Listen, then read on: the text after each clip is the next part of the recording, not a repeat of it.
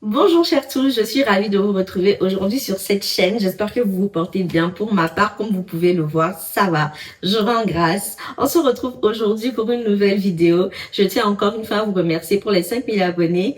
Et vraiment, je suis ravie pour tout l'amour que vous m'apportez. Et je suis vraiment contente de voir et de constater que vous aimez mon contenu. On adore le béret, c'est pour ça qu'on est là. Aujourd'hui, nous allons parler d'une histoire. Je vais raconter l'histoire d'une abonnée à moi. Elle s'est ouverte à moi, elle s'est confiée et je vais essayer de raconter cette histoire avec un peu d'humour, même si je vous l'avoue, cette histoire m'a beaucoup touchée. Donc, comme les fois précédentes, je vais raconter l'histoire, donner mon avis et j'attendrai votre avis dans les commentaires. Sans plus attendre, le générique.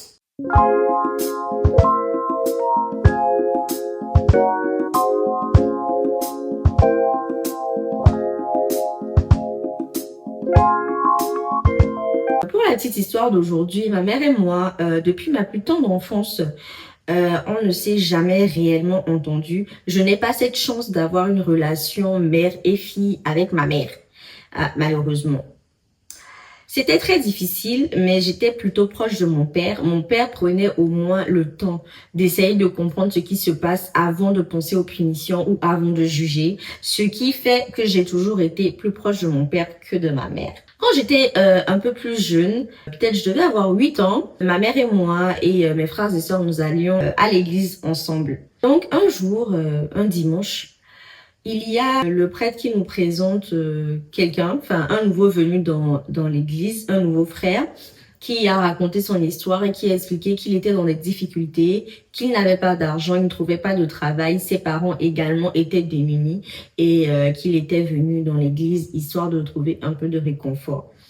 Tout de suite, ma mère fut, comment dire, touchée, voilà, par l'histoire de ce jeune homme et elle a décidé de lui donner du travail à la maison, soit qu'il vienne faire le ménage les samedis à la maison, une fois dans la semaine. Et pour ce service qu'il lui rendait, elle le payait. Ma mère affectionnait beaucoup ce garçon. Hein. Elle disait même affectueusement que c'était son fils. Un samedi, il est venu pour faire le ménage.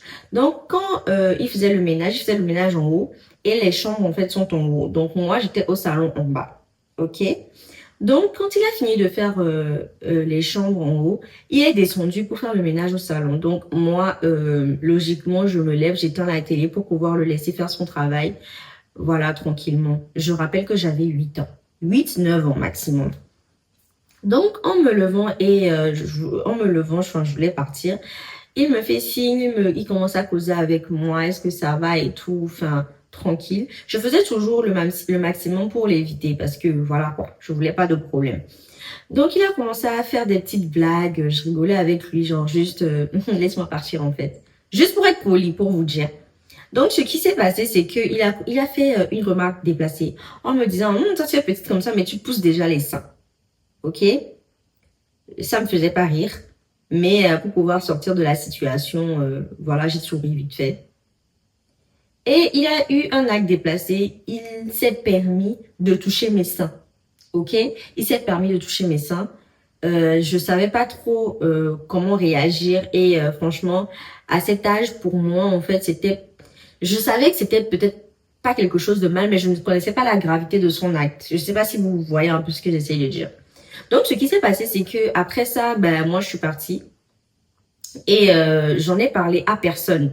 Ok, j'en ai parlé à personne. Et il faut savoir que les samedis, généralement, mes parents ne sont pas à la maison. Mon père, il n'est jamais là les samedis. Mais de temps en temps, ma mère, des fois, elle est là, des fois, elle n'est pas là. D'accord?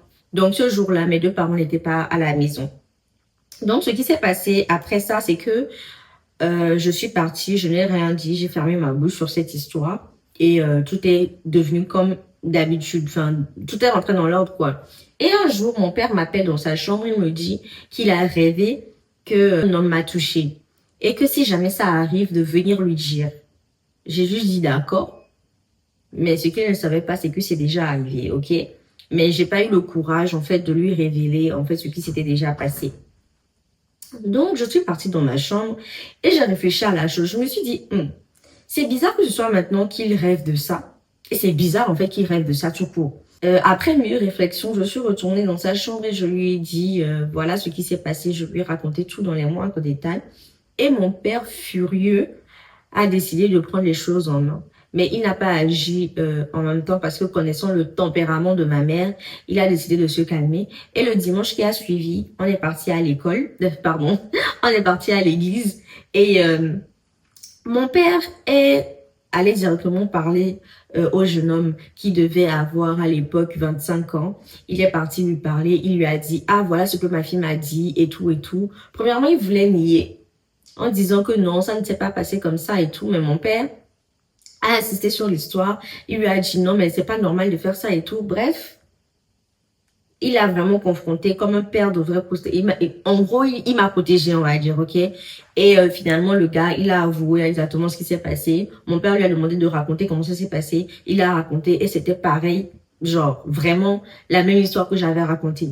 Donc suite à cela, mon père, lui, il est parti. Ensuite, le garçon, il est parti voir ma mère en pleurs, en disant que j'avais menti sur lui, que je voulais gâcher sa vie et tout. Et tout se passait toujours à l'église, à la sortie de l'église. Et ma mère furieuse, elle vient me confronter directement devant les autres, devant les dames, devant mes amis à l'église et tout, en disant que je suis une grosse menteuse, que ce n'est pas normal de vouloir gâcher la vie de quelqu'un comme ça en racontant des mensonges. Elle ne m'a pas cru. Elle n'a même pas cherché à savoir si pourquoi est-ce que tu dis ça? Ça s'est passé quand? Elle ne m'a posé aucune question. Ce qu'elle a fait, c'est qu'elle a pris le parti de ce jeune homme qui était son fils, qu'elle appelait effectivement son fils.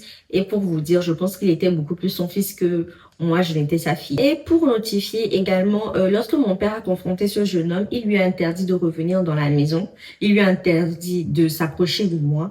Il a vraiment fait son travail de père et j'étais déjà soulagée par rapport à ça. Après que ma mère eut fini de me faire des reproches devant le garçon, devant les gens de l'église, devant mes copines, devant les dames, devant toute l'église, on est rentré à la maison, mon père qui était déjà. Donc, une fois que ma mère est rentrée, elle a commencé à faire un tapage également mon père en lui disant de quel droit est-ce il s'est approché de son fils pour lui raconter, pour lui interdire de venir dans la maison, que c'était elle qui l'avait engagé et que vraiment, il n'avait pas le droit de venir, embêter le garçon, si je peux dire ça comme ça. Et que il ne voyait pas que j'étais une menteuse, que comment est-ce qu'une fille qui vole de la viande dans la sauce. S'il vous plaît, les gars, là, je parle moi-même. J'ai hâte de donner mon avis par rapport à ça. J'arrive pas à me retenir, mais ok, je reste concentrée et je vous finis l'histoire. Comment est-ce qu'une fille qui vole déjà de la viande dans la sauce peut dire quelque chose comme ça et on va la croire? Donc, ma mère s'adressait à mon père comme ça et tout. Mon père n'en revenait pas, il disait, mais normalement, tu devrais croire ta fille. Voilà, le garçon, il a déjà avoué avant qu'il vienne te voir, parce qu'il sait déjà que, c'est ton tempérament et que, tu allais prendre son parti. Donc, pour vous dire, le garçon, il n'a pas arrêté de jouer à la victime, devant ma mère. Donc, voilà, pour ma mère, j'étais la menteuse parce que je vole de la viande dans la sauce, quoi. Finalement, vu que ma mère, elle n'arrêtait pas de me crier dessus devant toute l'église, j'ai fini par dire que, ok, elle a raison. Enfin, elle et puis le garçon ont raison. J'ai menti. Juste pour qu'elle puisse me laisser, pour que les gens puissent, pour que les gens arrêtent de me regarder, pour qu'on puisse passer réellement à autre chose parce que je me sentais très très mal. J'avais honte devant ces gens, réellement en fait. Donc voilà. Et c'est suite à ça que ma mère, elle a confronté mon père à la maison. Donc, suite à cette confrontation, ce que ma mère a fait, c'est qu'elle s'assurait que le garçon continue de venir à la maison, mais sans que mon père ne sache. Comme je vous disais du au début, mon père n'était pas à la maison les jours, généralement pas à la maison les jours où le garçon venait. Donc, elle s'assurait d'être vraiment que mon père ne soit pas à la maison et elle demandait au garçon de venir faire ce qu'il avait à faire et elle continuait de le payer malgré ce que je lui avais dit. Ma mère et mon père se sont séparés et ma mère, elle m'a pris avec elle. Donc, je n'étais plus avec mon père, je vivais avec ma mère. Et mais même là-bas, ma mère, elle continuait de faire venir ce jeune homme dans la maison comme si de rien n'était. Mais je pense réellement qu'au fond de moi, elle sait que c'est ce qui s'est passé, mais elle voulait juste pas avoir à dire que voilà, elle s'était trompée, qu'elle est désolée, tout ça. Donc, elle a juste préféré garder en fait la version du garçon et ne pas mettre elle-même son visage dehors, quoi. Pour vraiment continuer cette histoire, c'était vraiment l'histoire qui m'a marqué quand j'étais enfant. Mais pourquoi est-ce que cette histoire m'a vraiment fait mal? C'est parce que Suite à ça, quand j'ai un peu plus grandi, je me suis faite violer, réellement violer. Ce n'était pas des attouchements. On m'a violée. Un boutiquier m'a violée dans sa boutique juste à la sortie de mon école. Et je n'ai pas eu le courage de le dire, et du coup à quiconque, encore moins à ma mère, vu la façon dont elle a réagi quand on a eu à me toucher.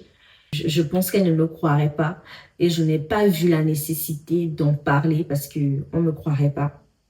Quand j'avais 8 ans, on m'a pas cru. C'est pas quand j'ai grandi que je suis âgée, je suis adolescente maintenant qu'on va me croire. Donc j'ai préféré garder cette histoire pour moi. Tu es la première personne à qui j'en parle et enfin vous êtes la première personne à qui j'en parle. J'en ai jamais parlé et voilà, ça a vraiment détruit ma vie.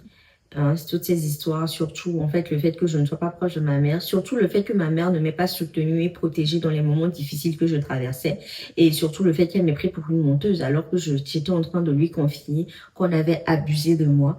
Aujourd'hui, je n'ai plus de contact avec ma mère, je ne veux plus en avoir.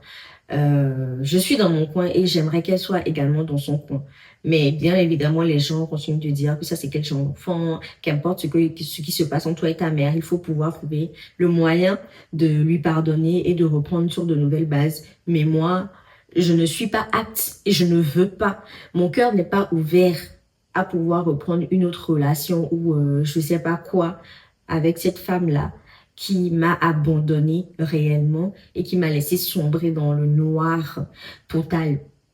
Donc voilà un peu mon histoire et j'aimerais avoir votre avis. Est-ce que je suis mauvaise de ne plus vouloir avoir de contact avec ma mère? Voilà.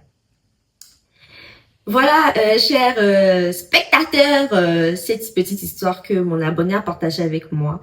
Je vous avoue que quand elle m'a raconté l'histoire, j'ai coulé quelques larmes parce que je trouve ça horrible, réellement. Et moi, personnellement, ayant une relation très fusionnelle avec ma mère, ça n'a toujours pas été le cas. C'est vrai que quand j'étais adolescente, c'était un peu plus compliqué. Mais j'adore ma mère. Enfin, j'ai une relation très fusionnelle avec ma mère. Et je n'ose pas imaginer, en fait, de vivre ce genre de choses et de ne pas avoir de soutien, en fait. Parce que ce genre de choses, c'est pas à des amis que tu vas aller raconter ça, en fait. Tu as besoin d'avoir ta mère avec toi. Cette histoire m'a brisée. Cette histoire m'a réellement brisée. Je me suis sentie tellement triste pour cette fille. Vraiment. Parce que elle a l'air d'être une personne vraiment adorable. Et avoir traversé tout ça très très jeune comme ça, c'est horrible. C'est réellement horrible. Et moi, franchement, à ta place, ma belle, je ne pense pas que j'aurais pu lui pardonner ou... Bon, on dit qu'il faut pardonner pour pouvoir être libre soi-même, tu vois. C'est vrai. Mais moi, j'ai gros cœur. Moi, à ta place, je n'aurais tellement pas pardonné. Mais ce que j'aurais fait, c'est que ben, à chaque fois qu'on allait venir me dire, ah non, tu fais trop ci, tu fais trop ça, c'est toi qui comprends pas, j'allais dire ce qui s'était passé en fait. J'allais en fait, le monde entier allait savoir. Parce que, pourquoi en fait? À quel moment est-ce que ton enfant vient te voir? Moi, franchement, moi, si j'étais une mère, hein, et que mon enfant vient me voir pour me dire ce genre de truc, je ne vais même pas chercher à savoir, genre, prendre l'autre partie, en fait. Qu'importe qu'elle soit en train de, genre, je prends d'abord ton parti, en fait. Je perds mon latin. Parce que je suis censée protéger mon enfant. Moi, en tant qu'enfant, je veux que ma mère me protège et ma mère me protège. Ok? Et, je sais que je n'ai pas été drôle dans cette histoire parce que l'histoire me touche réellement. L'histoire me touche réellement. J'ose pas imaginer, en fait, ce que cette fille a pu traverser, en fait. Ça me rappelle l'histoire que j'avais racontée, la story time que j'avais faite de l'histoire d'une de mes abonnées où elle s'était faite violer à 12 ans par son cousin. C'est incroyable. Et là, je me rends compte qu'il y a beaucoup, mais beaucoup de femmes, de filles qui ont vécu ce genre de choses et qui n'en ont pas parlé. Ce truc, en fait, ça touche. Genre, ça détruit la vie de la femme, en fait. Ça détruit ma première fois. Ça fait que j'ai peur des hommes. J'ai pas envie de m'approcher des hommes. Les gars, franchement, c'est incroyable. J'ai tellement pas les mots, donc moi, je vous laisse donner votre avis en commentaire. Hein. J'ai tellement pas les mots. Et j'espère vraiment avoir raconté correctement l'histoire de cette fille parce que je lui ai promis de raconter le mieux que je pouvais. Et je pense que c'est ce que j'ai fait. Ça m'a pris beaucoup de temps hein, pour pouvoir en parler, je vous avoue. Mais voilà, quoi. C'est comme la dernière fois, j'ai vu une histoire sur TikTok où c'était un garçon qui racontait l'histoire à la place de la fille, une de ses amies qui s'est fait violer par un Z-man. Genre, il devait la ramener chez elle, il l'a emmenée dans un coin. Il est passé par un chemin qu'elle connaissait pas, c'était sombre.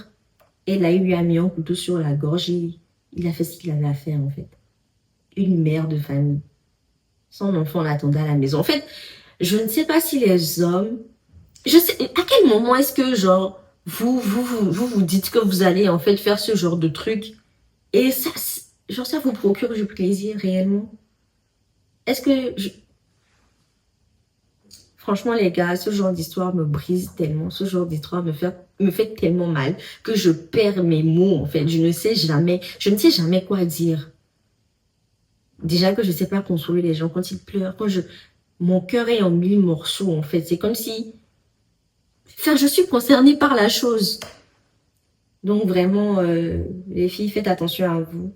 Et, mesdames, s'il vous plaît, arrêtez de douter de la parole de vos enfants, quoi. Arrêtez de douter. Arrêtez de douter. Et éduquez mieux vos enfants, quoi. C'est important. Parce que, ou bien, c'est pas de l'éducation que ça part. Sinon, ça part de quoi si c'est pas de l'éducation, sincèrement? Parce que je ne sais pas à quel moment est-ce que tu te...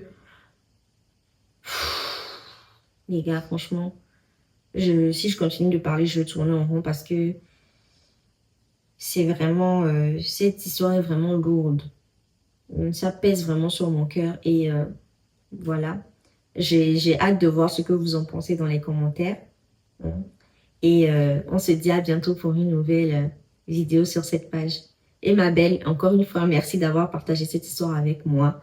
Ça me touche réellement que ce soit à moi que tu te sois ouvert pendant toutes ces années où tu n'as rien dit à personne. Et à bientôt mes stars pour une prochaine vidéo.